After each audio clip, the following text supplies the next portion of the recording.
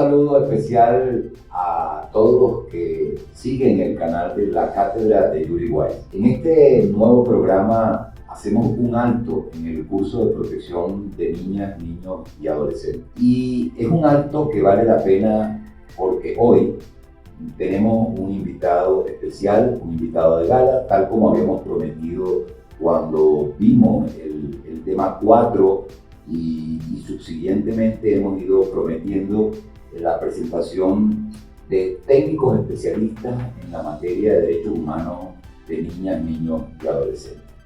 No quiere decir que el programa no va a continuar, el programa proyectado del curso de protección, sino que esto es un complemento que permite avanzar sobre temas futuros hasta completar el curso en su totalidad.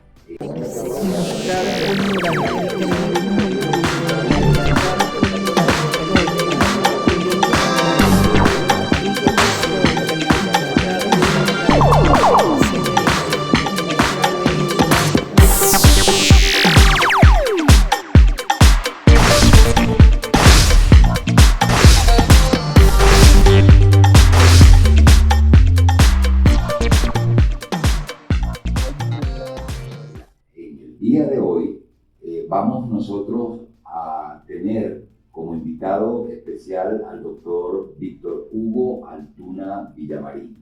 Víctor Hugo es abogado con magíster en Derecho Penal, con muchos años de trabajo dedicado a la niñez y adolescencia, difusor de la Convención de Derechos del Niño, técnico en programas y proyectos de protección a través del Fondo de Naciones Unidas para la Infancia, en el que trabajó mucho tiempo, entre ellos con una experiencia internacional en Ecuador, y que es su país natal, y en Bolivia. Para nosotros, la cátedra, y para los que siguen y están suscritos a este canal, es sencillamente un orgullo tener en el día de hoy la visita y la entrevista con Víctor Hugo Altuna Villamarín. Bienvenido, Víctor Hugo, al canal de la Cátedra. Gracias, Yuri. Un saludo a ti, un saludo a todos tus seguidores. Gracias por esa generosa introducción de tu parte. En realidad es un tema que lo he trabajado, me gusta mucho. No me considero un experto de ninguna manera. Soy una persona que ha estudiado y he hecho el mayor esfuerzo para tratar de conocer de mejor manera el tema de derechos humanos y en especial el tema de derechos de la niñez y adolescencia, con un trabajo especial en derecho penal de adolescentes y la respuesta que han tenido los estados alrededor de este tema, ¿no? Una de las cosas que caracteriza a Víctor Hugo es la humildad. Y esa humildad le llena de bondad en el trabajo por los derechos humanos. Sin duda, cuando Víctor Hugo dice que no se considera un experto, ya veremos con la entrevista la experticia real que tiene Víctor Hugo en el tema, de la cual además ustedes van a disfrutar, y yo me enorgullezco de manera especial de no solo tener acá en el programa, sino de tener la amistad de muchos años de Víctor Hugo Altuna. Yo quiero comenzar por decir pues que en el día de hoy nosotros vamos a tratar un tema bastante delicado desde el punto de vista social, mucho más delicado desde el punto de vista de los sistemas de justicia, y mucho más aún en el dominio público, por cuanto se ha especulado mucho acerca de este tema. Se trata de los adolescentes que se encuentran en conflicto con la ley penal, es decir, de los adolescentes que se presume que han cometido un delito, un acto delictual, un acto criminal, un acto que, si bien es condenable, debe de todas formas su tratamiento estar rodeado de todos los derechos y garantías que hoy día conocemos a través de la doctrina de protección integral a niños, niñas y adolescentes. Este tema, que no es un tema fácil de digerir Quizás es un tema que se ha venido cocinando en los últimos tiempos desde las especulaciones, pasando por los mitos y llegando a conclusiones no siempre tan adecuadas.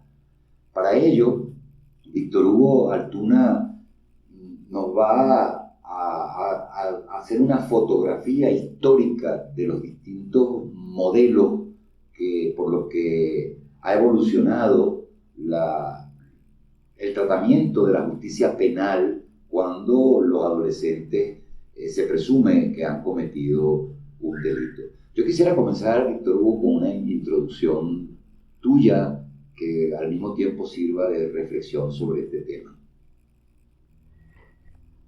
Mira, yo creo que para hablar del tema de adolescentes en conflicto con la ley, se tiene que hacer un análisis histórico de manera indispensable, porque solo de esta manera nos va a permitir comprender el momento actual y cómo hemos llegado hasta acá.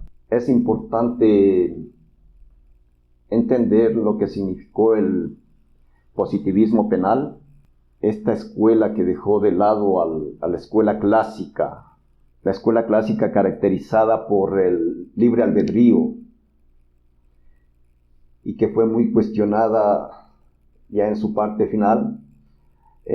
Toma fuerza el positivismo una vez que hay la incorporación de los especialistas dentro del derecho penal. La escuela clásica con el libre albedrío buscaba castigar el acto. Con la suspensión del libre albedrío mediante el positivismo penal, el acto deja de ser lo importante, y es la persona y sus características las que cobran un papel preponderante en el tema de juzgamiento. Y ya no es el hecho, sino las características sociales, las características económicas, las situaciones reales que tenía cada persona, y entre las que se les va incluyendo a los adolescentes, las que determinan la peligrosidad y el elemento base para su juzgamiento. Perdona que te interrumpa. Cuando tú nos estás diciendo el positivismo desplaza a la escuela clásica, entendiendo que la escuela clásica nos dice sancionaba por el acto delictivo como tal. El positivismo llega, desplaza el castigo del hecho penal, es decir, vamos a traducirlo en términos un poco más coloquiales. El hecho penal, por ejemplo, un homicidio, por ejemplo, un robo, por ejemplo, un hurto o cualquier otro acto penal, tú nos estás diciendo que la escuela del positivismo desplaza esto e instaura un sistema en el que se castiga la personalidad, en el que se castigan las condiciones socioeconómicas, las condiciones culturales del individuo y no necesariamente el acto penal, el acto criminal. Correcto, son las circunstancias que cada persona tiene las que pasan a determinar la peligrosidad de las personas. Y esto es elemento suficiente para sacar de circulación a personas que no han cometido delitos, pero que se consideraban peligrosas, y se hacía con ellos de manera irrestricta juzgamientos por hechos que nunca cometieron. Este positivismo penal es el que posteriormente es absorbido por el modelo penal juvenil. Más adelante es introducido las situaciones reales en que vivían los niños, el desamparo, el abandono, la pobreza, son los que determinan las intervenciones en los adolescentes, dando el inicio a lo que se conoce como el modelo tutelar. Sí. Históricamente, ¿cómo nos ubicarían en estas distintas etapas? Yo sé que en las conversaciones que hemos tenido, tú has hecho como una evolución histórica y has separado estas distintas fases, lo que de alguna manera Emilio García Méndez, nuestro maestro, ha llamado la evolución de la consideración jurídica de la infancia. Yo quisiera que nos pudieras a nosotros ubicar, aunque sea someramente, en cuáles, digamos, son las etapas, los periodos históricos que van marcando cada una de estos modelos hasta la verdadera consideración de la infancia como un sujeto de derecho, incluyendo a los adolescentes dentro de un proceso penal, indudablemente. Bueno, se podría hablar de tres etapas más o menos, ¿no? El modelo tutelar, el modelo educativo, hasta llegar al modelo de responsabilidad penal, y que incluye las garantías procesales. Hablemos de cada uno de estos modelos. Comencemos por hablar, aunque sea someramente, de cada uno de ellos. El modelo tutelar es un modelo que ingresó y que en base a un discurso de protección, de amor a la infancia, terminó separando al adolescente del derecho penal. Situación que en su principio consideraban que esto iba a ser una contribución importante para los adolescentes que cometían delitos, pero que a la postre terminó convirtiéndose en una verdadera escuela de terror. Los adolescentes eran disponibles, en ciertas ocasiones por delitos y en otras ocasiones por carencias sociales. Entonces las carencias sociales eran las que determinaban que a los adolescentes se les pueda recluir donde ellos consideraban necesario y se les ponga penas indeterminadas en el tiempo. Entonces hay características como, por ejemplo,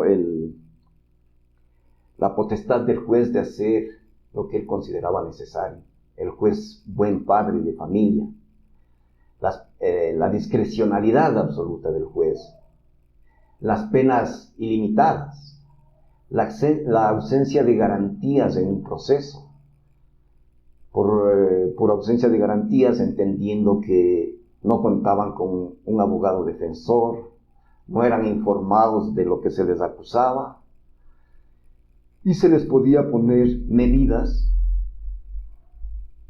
que consideraban necesarias, pero volviéndose realmente salvajes, porque eran indeterminadas. Podían pasar largos periodos recluidos en donde el juez determinaba y no, sin lograr un verdadero tratamiento. Pero hay una causa, ¿no? Un elemento principal, ¿no? La pobreza, las carencias, el abandono eran causa suficiente para ser sentenciado. Y también para los adolescentes que cometían delitos. Podían ser sentenciados y ubicados en estos centros. Sí, perdón, sí. Si nosotros queremos ver este momento de los modelos tutelares, la primera cosa que nosotros sin duda tenemos que identificar en los países de la región de América Latina y el Caribe son los códigos de menores, las leyes de menores. Ese es lo primero que identificamos, un poco para que la gente esté clara de lo que estamos hablando. Leyes que en su mayoría en la región han sido superadas por nuevas leyes con enfoque de derechos humanos, a partir sobre todo de la Convención sobre Derechos del Niño del 20 de noviembre de 1989. Es un proceso que aún no ha terminado, un proceso bastante atropellado. Pero una de las cosas que quiero rescatar de lo que has mencionado, de lo que has descrito claramente, es las tres categorías en la ley de menores. La categoría de abandono, la categoría de riesgo o peligro y la categoría de infractores. En esta entrevista estamos hablando de una de esas categorías, es decir, de la categoría de infractores. A pesar de que esas leyes de menores dividían en tres categorías, los abandonados, los peligrosos y los infractores. Sin embargo, se confundían las tres. Se confundía las tres porque un infractor no era necesariamente sancionado, ni siquiera procesado por el supuesto hecho delictivo cometido, sino que en el transcurso, en el decurrir del proceso, el menor era investigado en sus condiciones socioeconómicas, en las de su familia, en las condiciones educativas que tenía, si estaba escolarizado, si no estaba escolarizado, si estaba desnutrido, si no estaba desnutrido, si tenía madre, si no tenía madre, si la madre era soltera o no era soltera. Esto quiere decir que estábamos en un proceso que no era penal. Parecía el bonum pater familia, el buen padre de familia del que has hablado, que iba a apreciar con determinados informes sociales, iba a apreciar no si había cometido delito, no importaba, sino qué condiciones materiales, socioeconómicas y culturales tenía. En donde además, y quiero que de esto me abunde, cuando hablamos de un proceso sin proceso, además estamos hablando de un juez que al mismo tiempo se convertía en parte, porque podía promocionar pruebas, materializar pruebas y al mismo tiempo juzgar. De un fiscal, que en algunos países se llamaba procurador de menores, que supuestamente era el defensor del niño, pero al mismo tiempo lo acusaba. Es decir, tú no puedes defender a aquel que acusa, porque hay una contraposición evidente de intereses. Y de unas sanciones que en los casos de los más pobres habían cometido delito o no habían cometido delito, no importaba, estas sanciones iban a ser severas. Y en el caso de los que sí tenían condiciones materiales cubiertas, es decir, los que venían de familias pudientes, que tenían condiciones cubiertas, no importaba tampoco si habían cometido delito o no. En el caso de que lo hubiesen hecho, iban de todas maneras bajo el cuidado de sus padres. Claro. Yo quisiera que esto quedara claro. Claro, mira, estas leyes tutelares eran tan complicadas, tan desproporcionadas, que en el caso de los adolescentes que tenían buenas condiciones sociales, económicas, compartían con familia y cometían delitos, podía generarse una impunidad de manera sencilla, porque eran regresados y entregados a sus padres. No se les juzgaba por el delito cometido, simplemente se consideraba su situación social y se les reintegraba al medio donde ellos habitaban normalmente. En cambio, no sucedía eso con los adolescentes que tenían las carencias, abandono de familia, abandono de escuela, pobreza en general, que eran ingresados a centros y eran internados, cometan o no cometan delitos. Entonces era un modelo que castigaba la pobreza, generaba más política social que jurisdicción penal. Eso está muy bien dicho, muy bien. Muy buena denominación, una frase que describe claramente lo que significaba el modelo tutelar. Parecía que los jueces querían hacer política social, se les destinaba a hacer política social, pero política social además injusta, castigando y victimizando, criminalizando la pobreza, la situación de pobreza. Tenemos este modelo, el modelo tutelar. Y junto al modelo tutelar se fue como inoculando un modelo educativo que también en algunas reformas, yo puedo recordar el caso de Venezuela en 1984, la reforma de la ley tutelar de menores de 1984, que introdujo algunos elementos del modelo educativo. Aún siendo un sistema tutelar de menores, introdujo algunos elementos del modelo educativo, sobre todo en el tratamiento, no del proceso, sino de las sanciones. ¿Cuáles son las características más importantes de este modelo educativo? Mira, el modelo educativo es un modelo que se gesta en países con una economía mucho mejor. Es un modelo que se aplicó en los estados de bienestar, en el momento de los estados de bienestar, donde la situación económica de esos países permitía tomar ciertas medidas en las que se aplicaba algo de modelo penal, y se aplicaba mucho el tema de modelo educativo, pero que a la final no terminó contribuyendo ni terminando un verdadero avance en el sistema, en los adolescentes que cometían infracciones. Este modelo tomó como ejemplo, vamos a decirlo de esta manera, la caridad.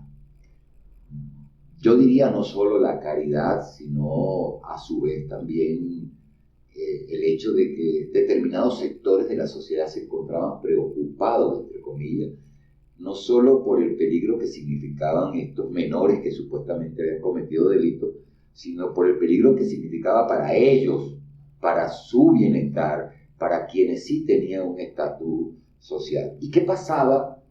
Yo quisiera saber, y es bueno que todos podamos saber, qué sucedía con estos menores que una vez que eran sancionados por el juez, ¿a quiénes eran entregados? ¿Con qué tipo de programas trataban a estos adolescentes? Hasta donde yo tengo entendido, tienes mayor conocimiento de esto, eran unos verdaderos enfermos sociales a quienes había que curar, ¿no? Pero abúndanos en esto. Claro, en realidad sí, la base, el elemento central es que los adolescentes son considerados enfermos sociales. Entonces no hay elementos necesarios para juzgarlos penalmente. Hay que tratarlos, hay que curarlos. Entonces eran entregados a ciertas instituciones, a ciertas familias que tampoco lo hacían. Claro, porque eran situaciones que estos adolescentes tenían producto de todo el momento en que se vivía, porque este es un movimiento que empieza a desarrollarse después o en el momento del desarrollo industrial, más o menos, ¿no? Donde hay una descomposición del tema de la familia, que temas de familia antes eran tratados internamente dentro de la familia, pero se da un desarrollo de la delincuencia juvenil que empieza a preocupar a las sociedades. Entre esos hay sectores de mejor situación económica que inciden en todo esto que se va desarrollando. Participan señoras, especialmente, que consideran el tema de la niñez abandonada como un tema de caridad, justamente, y que había que hacer algo, ¿no? Ahí hay un movimiento de las salvadores de los niños, que termina influyendo en el tema de la justicia, ¿no? En el tema incluso de hacer leyes. No solamente participaron en el tema del tratamiento, digamos, sino también en el tema de la elaboración de leyes, porque intervinieron y fueron directamente incidentes en el tema. Tenemos entonces dos modelos que desplazan a la ciencia jurídico-penal del proceso de investigación criminal, de investigación penal, de procesamiento y del proceso de procesamiento judicial, quiero decir, y también del proceso sancionatorio.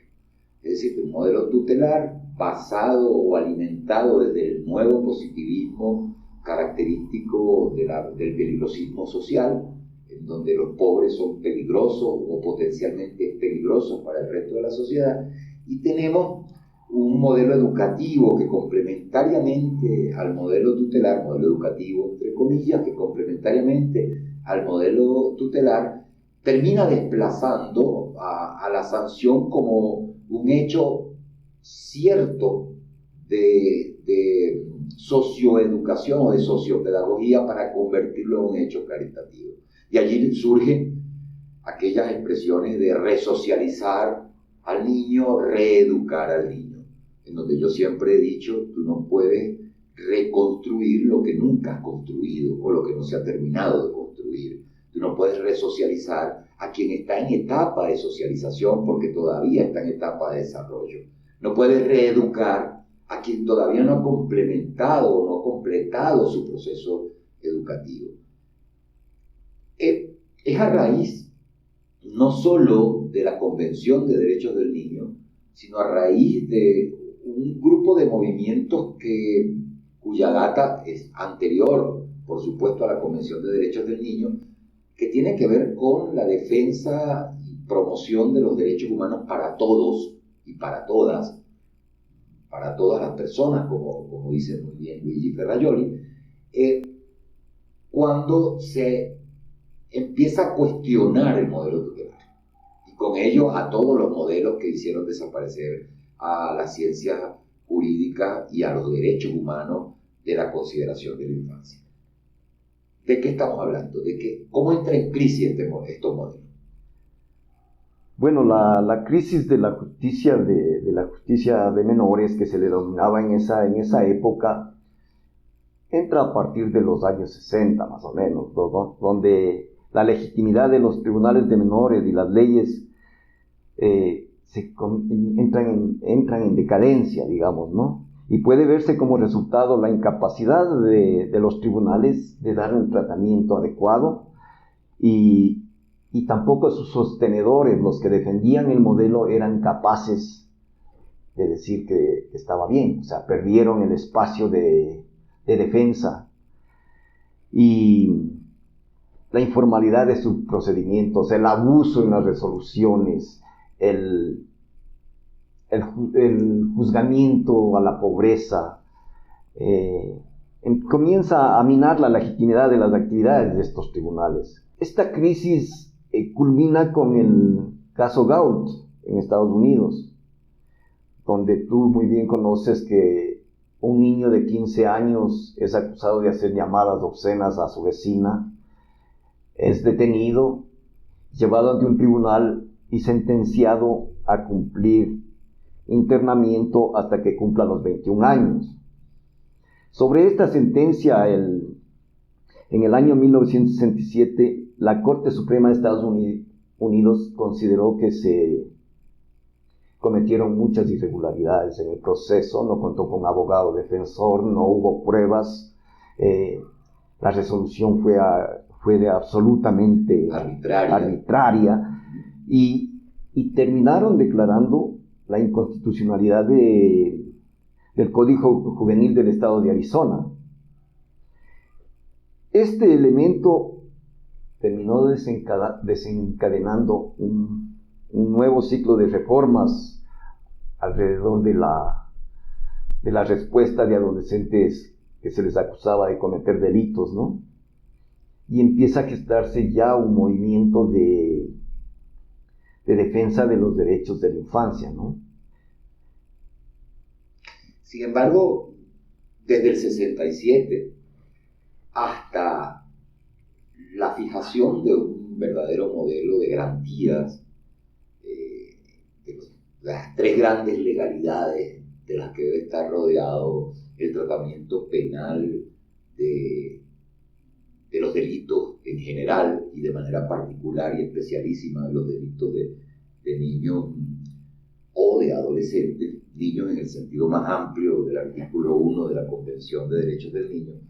Sin embargo, desde el 67, si bien el caso Gault es emblemático y, digamos, señaló de alguna manera un camino, no es sino hasta el año 89 cuando empezamos a ver de forma normativa universal, sin tampoco desmeritar la importancia que tiene la Declaración de Derechos del Niño de 1959, pero no es sino hasta el 20 de noviembre de 1989 cuando la mirada del tratamiento penal, especialmente con los artículos 37 y 40 de la Convención y con los antecedentes de las reglas de Beijing en el 85, cuando comenzamos a tener una mirada distinta del tratamiento penal, es decir, a un tratamiento de justicia, sin dejar la severidad que la justicia debe tener,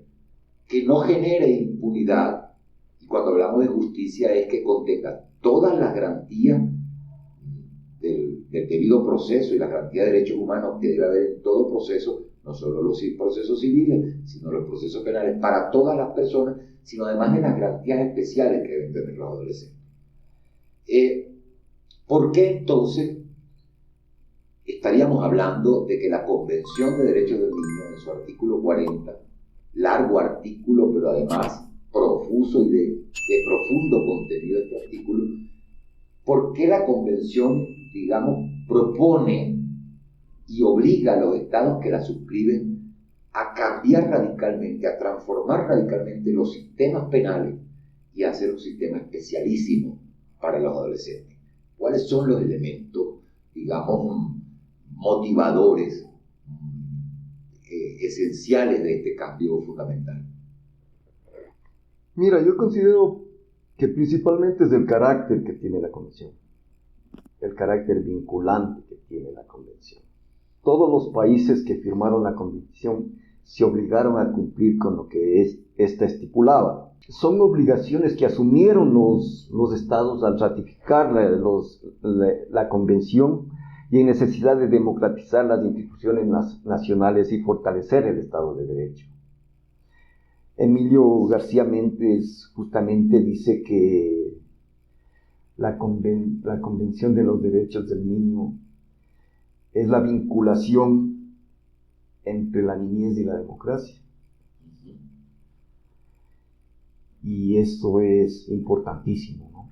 Porque la Convención hace una determinación jurídica de la infancia, una determinación jurídica específica de la infancia. Palabras de Emilio, parafraseando a Alessandro Barata, dice, si bien, palabras más, palabras menos, si bien la democracia es buena para los niños son buenos para la democracia. Así es. Entonces, el elemento central, al menos hablando en el ámbito penal, es el reconocimiento de estos como sujetos de derechos, lo que da el punto inicial, el punto de partida y la base para lograr sistemas de justicia penal adolescente que permitan a los adolescentes tener garantías estatales, derecho a la defensa, el derecho a guardar silencio, la participación de estos, el derecho a ser escuchados, la participación de los padres de estos, las sentencias. Nosotros podemos hacer al tiempo que estamos hablando, seguramente vamos a proyectar unas láminas con este grupo de garantías, ¿no? dentro del proceso.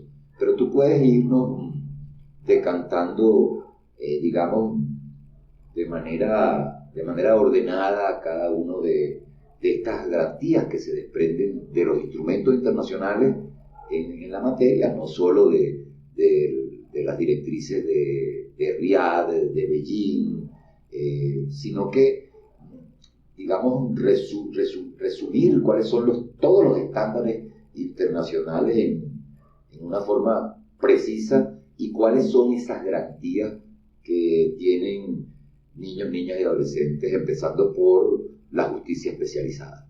Claro, mira, la Convención de los Derechos del Niño, con el reconocimiento de estos como sujetos de derechos, deja de lado la antigua concepción de que estos eran objetos de protección. Y los derechos que estos les corresponden son los que van a ser determinantes en todos los aspectos de la niñez y de la niñez de niñas, niños y adolescentes, ¿no?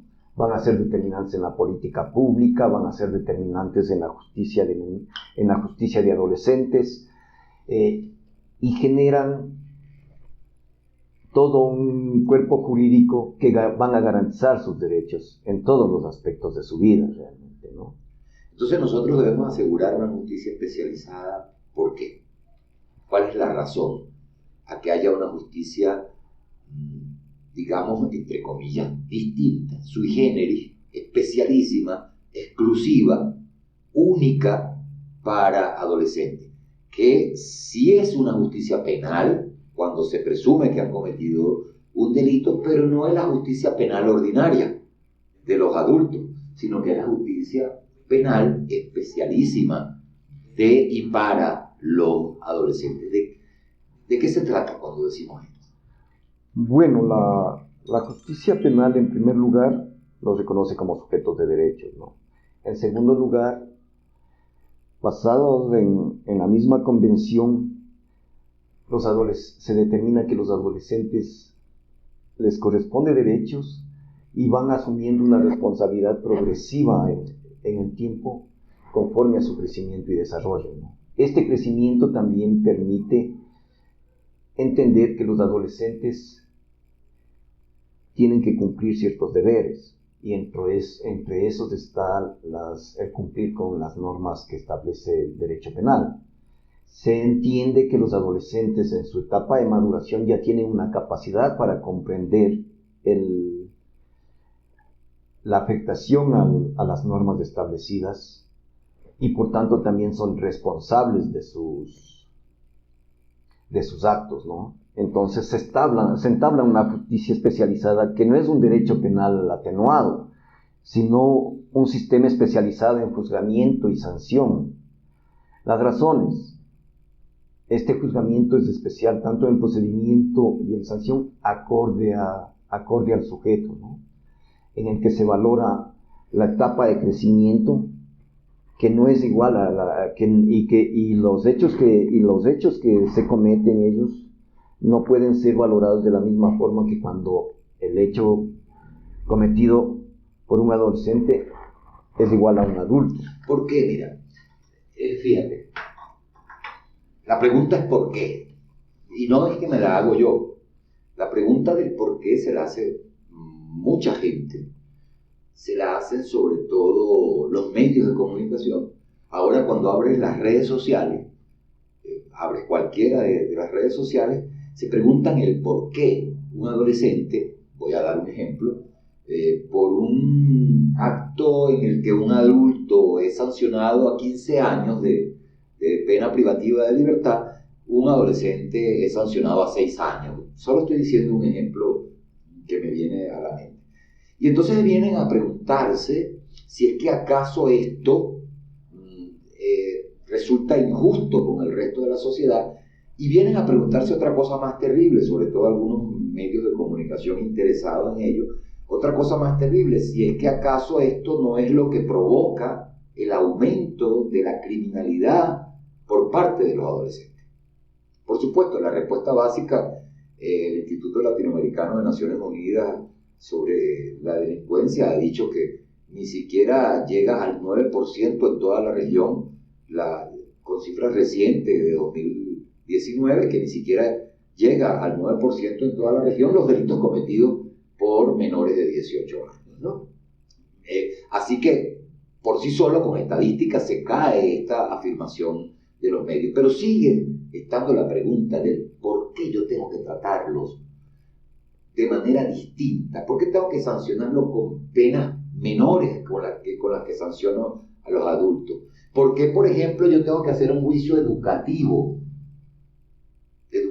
es decir, explicar cada acto del proceso a los adolescentes, explicarles el porqué de la dimensión del daño que ellos han ocasionado, cosa que no se le explica a un adulto. A un adulto llegó y cometió un delito y se le sigue el proceso, pero no se le está explicando cada acto, ¿no? Es decir, que el resultado definitivo de esta justicia especializada muchas veces es cuestionado.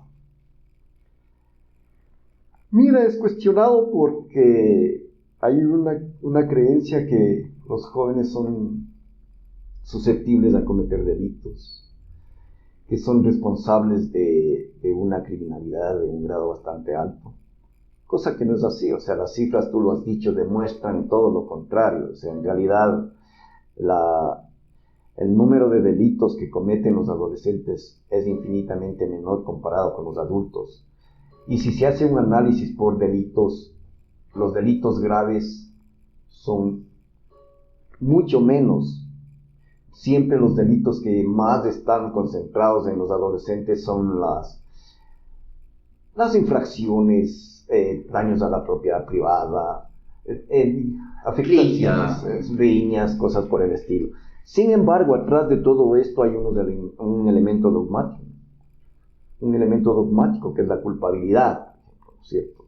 Entonces, la culpabilidad no es la misma cuando se trata de un adolescente que un adulto. Porque si bien el adolescente tiene capacidad para comprender la contradicción a la norma que está realizando con un acto, su grado de madurez, dicen los expertos, que no tienen la misma capacidad para un comportamiento moral acorde a la comprensión del hecho ilícito que están cometiendo. Perfecto, perfecto.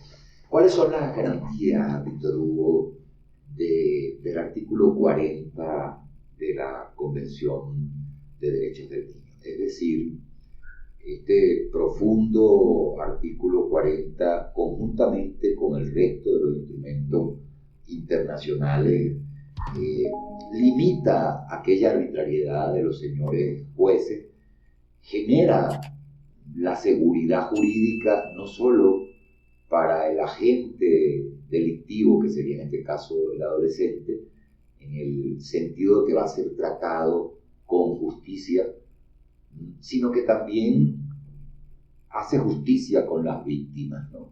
Y esto es muy claro en el artículo 40 de la Convención. Yo quisiera que nos hablaras de todas esas fuentes internacionales del especialísimo derecho penal de adolescentes y de manera detallada de la Convención de Derechos del Niño. Mira, hay un sinnúmero de instrumentos internacionales que se conoce como la doctrina de la protección integral. Tenemos las reglas mínimas de Naciones Unidas para la Administración de Justicia, conocidas como las reglas de Beijing, que están presentes desde el año 85, la Convención de los Derechos del Niño, aprobada el 20 de noviembre del 89. Tenemos las reglas de Naciones Unidas para la protección de menores privados de libertad, que está desde el 14 de diciembre de 1990.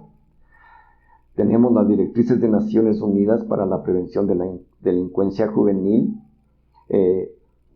conocidas como las directrices de Riad, que están desde el 14 de diciembre de 1990. Las reglas de Mandela. Todo este cuerpo jurídico, digamos, son los que determinan el tratamiento para los adolescentes que se les acusa de haber cometido delitos, ¿no? Entonces, los límites que se imponen, límites mínimos que tiene son, por ejemplo, legalidad de los delitos y las penas, ¿no? No pueden ser sancionados por actos que no estén previamente determinados en la ley y sanciones que de igual forma no estén. Del cual nos hablaban nuestros profesores de derecho solo para los adultos. Nullum crimen, nulla pena sine lege. Así es. ¿No? Que era, no hay crimen y no hay pena si no existe ley previa que contenga este delito como típicamente antijurídico, ¿no? Y además antijurídico y culpable, que genera una responsabilidad penal. Entonces, el primerito, como base, la legalidad de los delitos y las penas. Así encabeza el artículo 40 de la Convención, justamente. Tenemos la legalidad de los procesos, la legalidad de las sanciones, la intervención mínima, lesividad, necesidad, proporcionalidad y fragmentariedad, ¿no es cierto? El principio de culpabilidad y jurisdiccionalidad y debido proceso. Cuando hablamos de legalidad de los procesos, estamos hablando de que el juez no se va a inventar un proceso. De que para que un adolescente, además de que exista una legalidad de los delitos y de las penas, es decir, que el delito esté previsto previamente en ley penal, ¿verdad? El proceso tiene que estar previsto también. Así es. Y la previsión de ese proceso lleva sus fases, sus etapas, y también dentro de cada una de ellas un grupo de garantías. Cuando hablamos de legalidad de las sanciones, no es que el juez se va a inventar una sanción, Es que las sanciones son expresas en la ley. Establecidas con anterioridad. Perfecto. Entonces estamos hablando de este gran cuerpo de legalidad formal de los delitos, la legalidad formal del proceso y la legalidad formal de las sanciones. Así es. Perfecto. ¿Cuáles entonces serían descritas las garantías de los adolescentes en el proceso? Ya sabemos los principios que le rigen, ¿no? Pero ¿cuáles serían las garantías precisas que debe tener el mínimo garantista que debe tener un proceso penal para adolescentes? Mira, la respuesta cuantitativamente debe ser la menos aflictiva, ¿no? La privación de libertad debe ser el último recurso, siempre por el tiempo más breve que proceda. Derechos especiales durante la ejecución, particularmente durante la privación de libertad. También tienes otras alternativas a salidas anticipadas del proceso, por ejemplo, el principio de oportunidad o otras alternativas que un fiscal puede considerar necesario de acuerdo a la situación o el caso en particular. Cuando se trata, por ejemplo, de delitos menores o de delitos de bagatela, de menor entidad, la figura de la remisión que establece las reglas de Beijing y que también la Convención menciona, es decir, que mirar primero la posibilidad de que esto no entre a la esfera judicial, sino de que se pueda remitir a través de una solución distinta sin proceso. Salidas anticipadas. Como salida anticipada.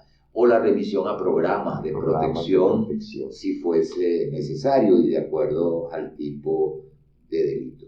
Entonces nosotros tendríamos dentro del proceso la información del delito que se ha cometido tanto al adolescente como a sus padres desde el mismo momento en que es detenido o conseguido en flagrancia, etcétera, etcétera. Luego tenemos la presencia permanente de abogado.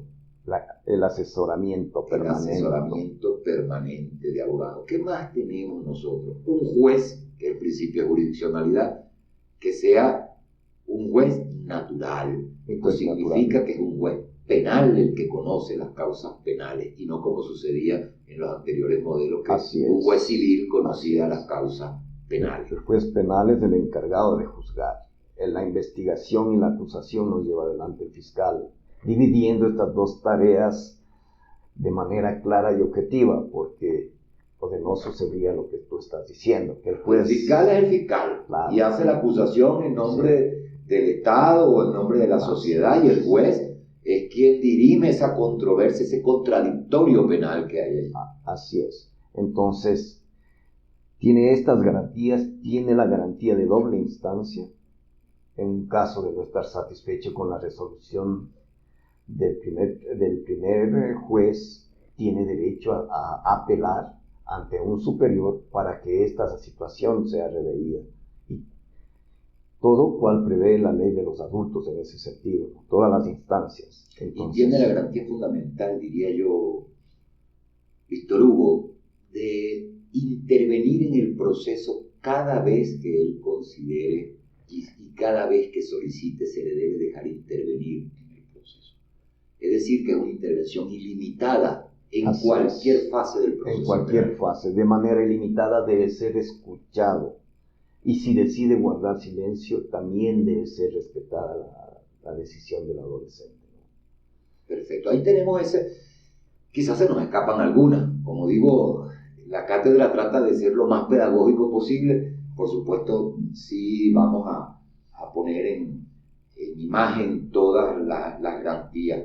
A lo mejor se nos escapan algunas. Pero, ¿de qué se trata además de garantías, por supuesto, este proceso? De que no haya impunidad y que se garanticen los derechos de las víctimas, por supuesto.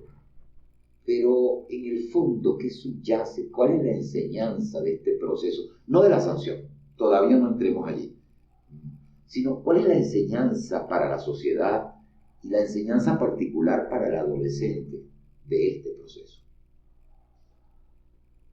Mira,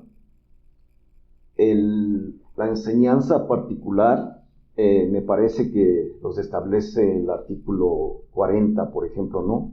Que durante el proceso y la medida que se tome alrededor de él en un futuro, tiene que fortalecer el respeto del niño por los derechos humanos y las libertades fundamentales de terceros, por ejemplo, ¿no? O sea, que el proceso además es una Un oportunidad educativa, una oportunidad sí, pedagógica y socializadora para el adolescente. Ya. En esta situación también el adolescente tiene que ser tratado acorde con el fomento de su sentido de dignidad y de valor, ¿no es cierto? La dignidad, este tema tan importante en los derechos humanos, ¿no? Que se tenga en cuenta la edad del niño y la importancia de promover la reintegración del niño y de que éste asuma una función constructiva en la sociedad. Entonces, este proceso y estas medidas ejercen una función educativa. Por eso el modelo se caracteriza por un sentido de responsabilidad, la jurisdiccionalidad, y también su gran carácter educativo, ¿no? Que debe terminar fortaleciendo al adolescente en todos sus aspectos, ¿no? Perfecto, perfecto. ¿Cuáles serían entonces, digamos, las sanciones que, de acuerdo a esto que hemos dicho, cuáles serían las sanciones que un adolescente debería cumplir cuando una vez que se compruebe y existe una sentencia definitivamente firme de que ha cometido realmente un delito, una vez que se siga todo el proceso y se demuestre la culpabilidad, la responsabilidad penal, ¿cuáles deberían ser, de acuerdo a los estándares internacionales, estas sanciones? Bueno, tienes varios tipos de sanciones, ¿no es cierto? Si tú empiezas desde las más básicas por amonestaciones, prohibiciones de recurrir a ciertos lugares, cumplir tareas que se les asigna de cierto tipo de actividades para que... O servicios comunitarios, sociales. En fin, tienes un sinnúmero de sanciones, llegando a la pérdida de la libertad como último recurso. Es decir, que la convención también golpea el asunto, porque en los anteriores modelos la pena principal, no digamos sanciones, porque son realmente penas aflictivas o no, pero son penas. La pena principal era la privación de libertad. Aquí la privación de libertad es solo alternativa. Sí. De esta amplia gama de medidas que se puede tomar, la mayoría tienen que cumplirse en un medio abierto. Y en condiciones de dignidad. No pueden ser decisiones que ultrajen su dignidad o afecten su integridad, definitivamente. Con el mayor respeto posible a todos sus derechos y que sea constructiva en el proceso educativo. Quisiera decir que todas son sanciones socioeducativas, todas, incluyendo la privación de libertad. Todas son penas socioeducativas. Por tanto, y esto daría respuesta un poco a aquella pregunta del por qué un sistema especializado, por qué se le sanciona con penas menos aflictivas que a los adultos, porque la finalidad no es la pena en sí mismo. Es decir, no es tan importante el tiempo de la pena, sino el programa socioeducativo que se aplique durante el tiempo de la pena. La finalidad es realmente socializar, educar, de alguna manera, sobre la entidad del delito, del daño que se ha cometido, y a partir de allí brindar una nueva oportunidad a una persona que aún no ha culminado su proceso de formación y desarrollo. Correcto. Entonces yo quiero aceptar muy bien que la pena en sí misma no es el objetivo del sistema de responsabilidad de adolescentes, que además está influido por un gran contenido criminológico. No es en sentido penal puro, no es solamente penológico, sino que está influido de un gran componente criminológico. Y no sé qué comentario tienes tú sobre este tema. Bueno, en ese sentido es correcto lo que tú estás manifestando, ¿no? Tiene un gran sentido criminológico. Una vez cometido el delito y después del proceso y la sanción determinada, los fines de la pena son muy importantes, ¿no? Los fines de la pena son básicos en este modelo, ¿no? En la prevención especial. Se centra en la persona y no busca la inocuidad de la persona, sino su responsabilización personal, ¿no? Uh-huh. Sí, eso es lo correcto, ¿no? Desde los fines de la pena. Se busca evitar que la pena sea que la pena tenga solo el proceso retributivo que tiene el derecho penal de adultos, sino que tenga un fin más específico y que contribuya al desarrollo y crecimiento del adolescente, ¿no? Hay un elemento que nos ha faltado tratar y que yo considero importante, ¿no? Y es el abuso del psicologismo dentro del tratamiento de los programas socioeducativos sancionatorios. Yo no tengo nada en contra de la psicología. Creo que nadie puede tener nada en contra de la psicología, pero sin duda que el abuso del psicologismo, con esto quiero decir el que se entienda que una vez que un adolescente ha cometido un acto, está comprobado que ha cometido un acto delictivo y es sancionado, se le aplican programas meramente psicológicos, como yo te voy a curar, porque tú psicológicamente estás enfermo y lo hiciste porque psicológicamente estás desequilibrado, o psiquiátricamente te voy a curar. Sin duda que la psicología es un elemento importante dentro de la adolescencia, sin duda que sobre todo la psicología evolutiva, la psicología social, cumple una función muy importante dentro de los programas socioeducativos, pero no es el único elemento.